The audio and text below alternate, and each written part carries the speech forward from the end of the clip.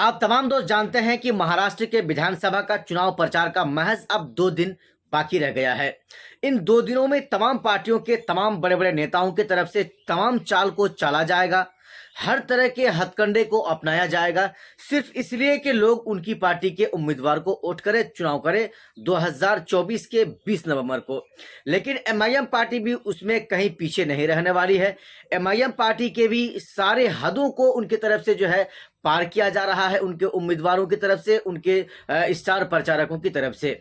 हम आपको बताते हैं इस वीडियो के अंदर कि एमआईएम पार्टी के सैयद इम्तियाज जलील साहब पर पूरी सिर्फ हिंदुस्तान ही नहीं बल्कि हिंदुस्तान के बाहर भी पूरी दुनिया की नज़र टिकी हुई है। सब इस बात को जो है सुनना चाहती है कि एमआईएम पार्टी से सैयद इम्तियाज जलील साहब चुनाव जीत गए हैं, विधायक बन गए हैं। हालांकि रिजल्ट क्या होगा ये तो 20 नवंबर के बाद 23 नवंबर को हमारे और आपके सामने क्लियर हो जाएगा। लेकिन जितने लोगों की भीड़ लगती है उनके सभा में, उनको देखने के लिए, उनको सुनने के लिए, दोस्तों ये अनबिलीवेबल है, ये अविश्वसनीय है। आपको विश्वास नहीं होगा कि एक मामूली सा विधायक के उम्मीदवार इम्तियाज जलील साहब को सुनने के लिए इतने लोगों की भीड़ लग जाती है। तमाम जो है दूर दूर से रास्ते ब्लॉक हो जाते हैं, दुकानें बंद हो जाती हैं, सिर्फ ओवैसी के प्यार में, ओवैसी की मोहब्बत में और इम्तियाज जलील साहब को देखने और सुनने के लिए। आज की रात औरंगाबाद ईस्ट विधानसभा में ज़बरदस्त अंदाज में एक सभा हुआ, जिस सभा को संबोधित करने के लिए तेलंगाना से नामपल्ली से विधायक माजिद हुसैन साहब भी पहुंच गए। माजिद हुसैन साहब वहां पहुंचे, धमाकेदार उनका भाषण हुआ, स्पीच हुआ और फिर वो एमआईएम पार्टी के उम्मीदवार इम्तियाज जलील साहब को वोट करने की अपील की। तमाम लोगों को मैं ये भी बता दूं कि औरंगाबाद ईस्ट विधानसभा में आजाद समाज पार्टी के जो चंद्रशेखर आजाद हैं, उन्होंने एमआईएम पार्टी के उम्मीदवार इम्तियाज जलील साहब को समर्थन दे दिया है। जी हां, आप सही सुन रहे हैं, ये आजाद समाज पार्टी जो उत्तर प्रदेश की है, चंद्रशेखर आजाद जी जो कि वर्तमान में एमपी भी हैं और उत्तर प्रदेश में विधानसभा चुनाव में इनके साथ यानी ओवैसी के साथ गठबंधन करके वो चुनाव भी लड़ चुके हैं। लेकिन महाराष्ट्र के अंदर ओवैसी के साथ उनका गठबंधन नहीं हुआ और ओवैसी को वो समर्थन वहां पर कर दिए, यानी इम्तियाज जलील साहब को वो समर्थन कर दिए हैं। वहां के लोग जो आजाद समाज पार्टी के चाहने वाले हैं, मानने वाले हैं, जो एएसपी पार्टी के चंद्रशेखर आजाद के जो चाहने वाले हैं, उन लोगों को उन्होंने कह दिया है कि एमआईएम पार्टी के उम्मीदवार इम्तियाज जलील साहब को खुलकर वोट करें। आइए हम आपको सुनाते हैं पूर्व सांसद और पूर्व विधायक इम्तियाज जलील साहब के आज की रात के इस धमाकेदार भाषण को।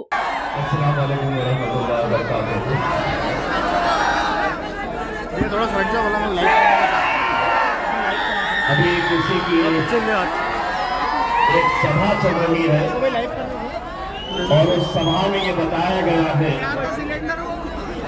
कि ये इम्तियाज जलील के जलसों में इतने सारे लोग जो आ रहे हैं वो सबको पैसा देकर लाया जा रहा है।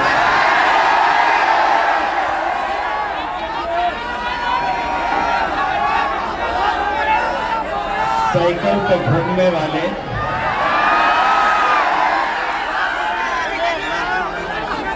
मैं पैसा देता हूं तुझे, बाजार से एक शेर का बच्चा खरीद के दिखा मुझे।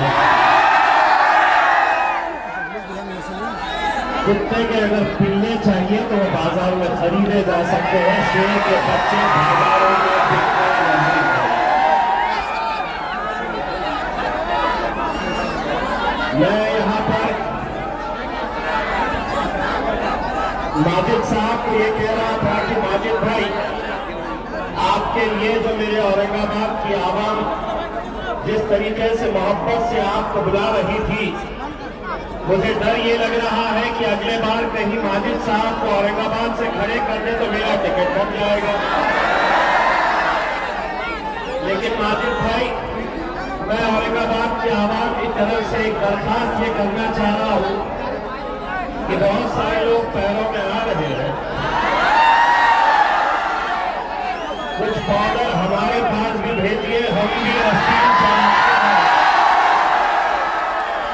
जिसको जो भाषा समझ में आती है उस भाषा में जवाब देते हैं इंशाअल्लाह।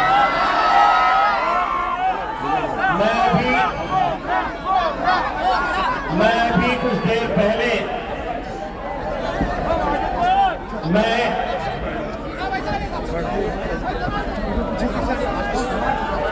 हिंदुस्तान के गृह मंत्री अमित शाह का एक भाषण सुन रहा था, जिन्होंने महाराष्ट्र के अंदर एक इलेक्शन की सभा में भाषण दिया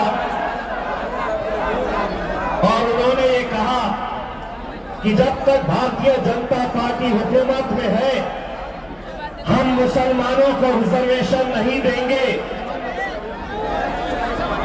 मुरमुरे के थैले, मैंने उसको नहीं बोला, मेरे को अचानक एक दुकान यहाँ पे दिखी, उसमें कोई मुरमुरे का थैला था, मैंने उनको नहीं बोला जिसके बारे में तुम सोच रहे हैं, लेकिन उनको ये कहना चाहता हूं, हम कौन तुमसे खैरात मांग रहे हैं? अरे मुसलमान इस मुल्क के अंदर जिएगा तो तुमसे कुछ मांगने वाला नहीं है। डट कर, सीना चौड़ा कर सर ऊंचा करके चलना हमको बैरिस्टर असदुद्दीन अवैसी साहब ने सिखाया है। कुछ देर पहले मैं यहाँ के जय भवानी नगर के अंदर गया, वहां के बहुत सारे मराठा मेरे भाइयों ने मेरा इस्तेमाल किया, बहुत मोहब्बत से उन्होंने अपने घरों में लेकर गए। उन्होंने वादा किया कि हम आपके साथ खड़े रहेंगे, क्योंकि आप हमारे जरंगे पाटिल साहब के साथ खड़े हैं।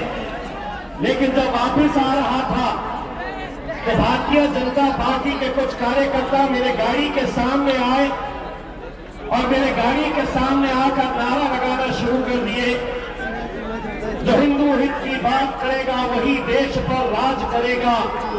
मैंने कहा, मीडियांनो,